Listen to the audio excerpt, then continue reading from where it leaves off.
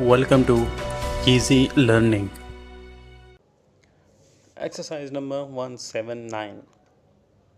Ships of immense proportions are nowadays found in all parts of the world, and docks have to be made deeper and deeper in order to accommodate the huge vessels which are constructed to carry more and more and to travel faster and faster as time advances. Full stop.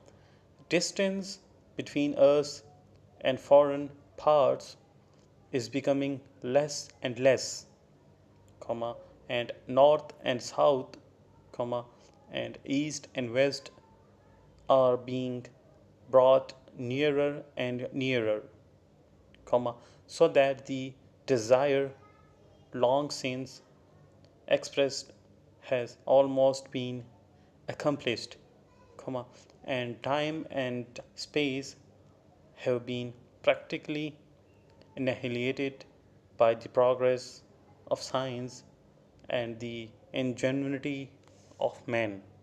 Full stop.